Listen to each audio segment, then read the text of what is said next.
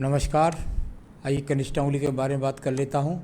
कनिष्ठ उंगली सूर्य की उंगली के बारे में जानी जाती है और यहाँ लगभग सूर्य की उंगली के सूर्य के पहले कट तक ये उंगली पहुँच चुकी है। यानी इस प्रकार की उंगली यानी बुद्धि के लिए ठीक मानी जाती है। थोड़ा सा मैं कह सकता हूँ कि यहाँ थोड़ा कट बने हुए हैं वर्तमान में, तो ये ऐसी स्थिति ज़्यादा लंबे समय तक भी नहीं रहती है, लेकिन वर्तमान में अगर कहूँ तो वर्तमान में थोड़ा सा आप अपने व्यापार से, आप अपने धन की स्थिति से संतुष्ट नहीं है, ऐसा बताने वाली कनिष्ठ उंगली है। बाकी व्यवहारिकता आपकी बहुत अच्छी है। अब सूर्य के पर्व के ऊपर बात कर लेते हैं। सूर्य का पर्व और अच्छे स्वास्थ्य के लिए या बीपी जैसे रोगों के लिए या कोलेस्ट्रॉल जैसे रोगों के लिए इस पर्वत को देख लेते हैं, इन उंगलियों को देख लेते हैं। यहाँ सूर्य की उंगली यश मान हिसाब से कुछ नहीं है, लेकिन मानसिक टेंशन को थोड़ा दर्शाती है। आगे आगे आपको रोगों के प्रति सावधान रहना पड़ेगा, आँखों के रोग और साथ ही साथ बीपी जैसे रोगों के लिए आपको सावधानी बरतनी चाहिए। अब बात करते हैं हम यहाँ पर सीधा शनि की उंगली की। शनि की उंगली इसको कहते हैं यहाँ पर धन की उंगली और धन के साथ साथ स्वास्थ्य की उंगली। ये जब उंगली टर्न हो जाए तो ये इस बात को बताती है कि जब जब आपके जीवन में शनि की ढैया और शनि की साढ़े साथी आएंगी, उस समय पर ख़ास तौर से आपको थोड़ा सा धन के व्यापार के बारे में अप डाउन का सामना करना पड़ेगा और साथ ही साथ स्वास्थ्य की अधिकता में खराबी ज़रा बढ़ जाएगी। इस प्रकार को जानते हैं। यहाँ अभी कोई वर्तमान में बहुत बड़े रोग की इंडिकेशन नहीं है, तो ये अपने आप में ये इशारा। और साथ ही साथ आपकी बृहस्पति की उंगली, बृहस्पति की उंगली शनि के साथ जुड़ जाए, व्यक्ति धन के लिए बहुत आतुर रहता है, मेहनत भी करता है। यहाँ थर्ड पर्व पर बृहस्पति के ऊपर जब इस प्रकार के कट के निशान हो जाए, फिर बृहस्पति का, क्योंकि ये पर्व जो है इसको जाना जाता है धन की स्थिति के लिए। यहाँ पर कुल मिलाकर अपने धन की स्थिति से वर्तमान में संतुष्ट ना होना, तो ये ऐसी स्थिति है। बाकी पत्नी के हिसाब से ये अनुकूल है। अब बात करता हूँ मैं इसके बाद में सीधा आपकी बुध पर्वत की। बुध पर्वत पर खड़ी रेखाओं का होना अनिवार्य है। यदि ये रेखाएं नहीं होती तो व्यक्ति के जीवन के अंतर्गत धन का आवेग नहीं बना रहता। जब तक ये रेखाएं हैं, चाहे स्थिति कैसी भी रहे, आपके पास धन निरंतर रूप से आता रहेगा। साथ ही साथ संतान का सुख सहयोग भी आपको प्राप्त होगा। अब बात करता हूँ मैं इसके बाद में आपकी यहाँ पर सीधा सूर्य पर्व की। सूर्य पर्वत पर कुछ आड़ी तिरछी बिखरी हुई रेखाओं के रूप में, यानी कि कुल मिलाकर जहाँ कार्य क्षेत्र में आप रहते हो वहीं पर मान सम्मान बनने के योग, उससे दूर दूर का मान सम्मान बनने के योग यहाँ पर कहीं नहीं दिखलाई पड़ते हैं। तो यहाँ रोग के लिए भी थोड़ा सा बिखराव होता है जब इन रेखाओं का, तो रोग के लिए भी कुछ इनके इंडिकेशंस को जाना जाता है। तो रोग के प्रति सावधानी रखनी है आपको आगे। अब बात करता हूँ धन पर्व की। यहाँ धन का पर्व और बहुत ही मजबूती के साथ खड़ी हुई रेखाएं, और यहाँ पर साथ ही साथ 50 वर्ष की आपकी उम्र, तो कुल मिलाकर के ये बहुत सुंदर रेखाएं हैं जो बता रही हैं जीवन के अंतिम छोर तक आपके पास धन की स्थिति मजबूती के साथ में बनी रहेगी। अब बात करते हैं बृहस्पति की। क्या बृहस्पति आपका आज भी काम कर रहा है? क्या दिमाग आपका आज भी काम कर रहा है? हाँ बिल्कुल, दो तीन रेखाएं या शनि पर्व की तरफ है। आप योजनाएं तो आज भी लाभ उठा रहे हैं। बाकी खड़ी रेखाएं मंगल पर्व से निकली हैं, यानी व्यक्ति का स्वयं का मकान भी अवश्य बनेगा और साथ ही साथ पैतृक संपत्ति का भी सहयोग मिलता है। तो इस प्रकार की स्थितियों को दिखलाने वाली ये आपका बृहस्पति का पर्व भी आपके साथ अनुकूल है। हृदय रेखा की बात करता हूँ। हृदय रेखा, और यहाँ से यदि हृदय रेखा को देखूँ तो ये यहाँ पर हृदय रेखा गई और जाकर बृहस्पति पर कुछ छोटे सा मुख खोल गया, यानी कि मन के अंदर जो व्यक्ति की काफ़ी कुछ इच्छाएं तो पूरी हो जाएंगी। छोटी छोटी रेखाएं जब इस प्रकार से ये डाउन के रूप में होती हैं तो आप दूसरों के काम आते हैं, और दूसरों की जब आपको ज़रूरत पड़ेगी तो वो आपके काम नहीं आते हैं। ऐसा कह सकते हैं, कई बार ऐसा कह सकते हैं कि भाई मन जो है ना इस उम्र में ज़्यादा अशांत रहा था मेरा, इसको ऐसा कह सकते हैं। कोई बहुत बड़े ये हृदय रोग की रेखाएं नहीं हैं। अब बात करूंगा मैं आपके मंगल पर्वत की। मंगल पर्वत, और यहाँ पर मंगल पर्वत को देखूँ तो यहाँ कर्म रेखाओं के रूप में पिछली रेखाएं भी बहुत सारी पड़ी है, यानी कि पिछले समय में बहुत संघर्ष करने के बाद आपने अपने आप को यहाँ स्थापित किया है और आज भी कर्म रेखाएं आपके हाथ के अंदर है, यानी आज भी आप कर्म करने के लिए हमेशा तैयार रहते हैं। और यहाँ से निकल कर के रेखा जब देखे सूर्य पर्व को तो भाग दौड़ के लिए तैयार, बुध पर्वत को देखे तो मेहनत से धन कमाना, और यहाँ बुद्धि रेखा को देखे तो यानी योजनाओं से लाभ उठाना। तो कुल मिलाकर ऐसे इंडिकेशन इन रेखाओं के जाने जाते हैं। और ये बुद्धि रेखा जाकर सीधी सीधी आपकी मंगल पर्वत को पहुंच गई। बहुत बैलेंस के साथ है, यानी कहीं भी बिल्कुल जल्दबाजी नहीं करते हैं, बड़े हिसाब से सोचते हैं और सोच करके कदम उठाते हैं और उसके बाद सफलता प्राप्त करते हैं। तो ये एक अच्छी बैलेंसिंग बुद्धि रेखा जो आपको विचलित नहीं होने देती, वो भी यहाँ पर बनी हुई है। थोड़े से एक्स के बारे में ज़रूर मैं बात करना चाहूँगा।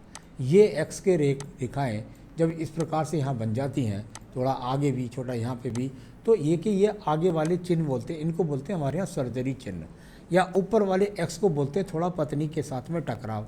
ये सर्जरी चिन्ह की बात करता हूँ तो ये वो चीज़ें हैं जो आपके जीवन में ख़त्म हो चुकी बहुत पहले, यानी कि अगर मैं कहूँ तो जीवन के शुरुआत में बहुत सारी स्ट्रगल, इस सर्जरी से मतलब यही है कि कोई मैं बॉडी की सर्जरी नहीं करा रहा हूँ कि पत्नी के साथ टकराव की स्थिति भी रही शुरू में, उसके बाद मैं देखता हूँ तो कुल मिलाकर जीवन में संघर्ष भी बहुत रहा। तो इस तरह की आयु रेखा को साथ टच करने वाले इन एक्स का फल बोला जाता है। वर्तमान की स्थिति में ऐसा कुछ नज़र नहीं आ रहा। अब बात करते हैं इसके बाद आपके चंद्र पर्वत के बारे में। चंद्र पर्वत और ये चंद्र पर्वत और यहाँ से ये रेखा निकल करके और सीधी आयु रेखा के साथ मिल गई, यानी आपके पास में यहाँ इस प्रकार के अवसर जरूर आए होंगे कि दूर स्थानों से जुड़ करके आपने अपने जीवन में लाभ लिया होगा। आप ऐसा व्यक्ति विदेश यात्रा भी कितनी बार कर आता है। अब बात करते हैं हम आपके बाद यहाँ पर सीधी आपकी व्यापारिक रेखा के बारे में। व्यापारिक रेखा यदि इस तरह का संबंध बना है भाग्य रेखा के साथ, तो यानी कि व्यापार को जोड़ने वाली रेखा, और ये जाकर के शुक्र पर्व से निकल करके बुध को देखे तो व्यक्ति के पास बुद्धि में योजना बनाकर व्यापार से लाभ उठाने की भी अच्छी बुद्धि होती है। तो ये सब चीज़ें यहाँ पर दिखलाने वाली। अब भाग्य रेखा की बात कर लें।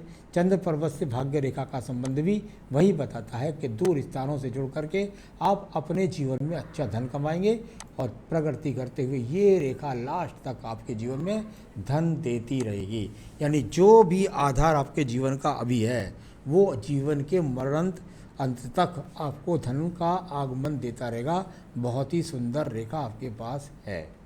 चलिए ये हो गया। अब बात करता हूँ मैं आपके यहाँ शुक्र पर्व के बारे में। शुक्र पर्व संसाधनों के लिए जाना जाता है। कुछ चटक रेखाएं मैं जानता हूँ कि बता रही हैं कि आप अपने आप से यहाँ पर थोड़ा संतुष्ट नहीं हैं, कुल मिलाकर के अपने धन की स्थिति से या घर की कुछ ना कुछ स्थिति से। यानी या तो कई बार भाई बंधुओं से अच्छी नहीं होती, कई बार देखने में आता पत्नी से अच्छा संबंध नहीं होता। तो कुल मिलाकर वहाँ रह रहे हैं मकान में, कभी कभी उस मकान में सुकून नहीं होता। अपने आप में कहीं ना कहीं शुक्र आपका प्रभावित दिखलाई देता है। संतान रेखाएं आपके हिसाब से तो नहीं चमक रही हैं, ये पत्नी के हाथ से पता लगेगी। अब आयु रेखा की बात कर लेता हूँ। आयु रेखा और बहुत सुंदर और मजबूती के साथ में चलने वाली ये आयु रेखा और लगभग जाकर पहुँच गई यहाँ 78-79 वर्ष। तो ये अपने आप में, और ये दो मुखी हो जाए तो ये अपने आप में वो रेखा है, मैं समझता हूँ लगभग जाकर के ये जीवन के लगभग 70 वर्ष के बाद दो मुखी हुई है। उस समय तक सब आप अपनी गुप्त बात सबको बता देंगे, खुली किताब होगा आपका जीवन। साथ ही साथ मोक्ष के लिए भी जाना जाता है ये चिन्ह, ये मोक्ष की प्राप्ति होगी। और तीसरी बात जो वो होगी वो ये इस प्रकार की होगी कि यहाँ पर कोई भी बच्चा कोई बड़ा परिवर्तन करा सकता है आपके जीवन में, बड़ा मकान बना करके। तो कुल मिलाकर इस को इसी तरीके से जाना जाता है। ये थोड़ा पैतृक पक्ष से मजबूती को दिखलाती है। आइए सारी रेखाओं को बताता हूँ आपको आपका सवालों का जवाब। तो यहाँ शुक्र पर्व के बारे में बता चुका था मैं, थोड़ा प्रभावित लगता है, संसाधन के प्रति कुछ कमी महसूस करते हैं। मेरा खुद का मकान कब बनेगा तो बता देता हूँ आपको।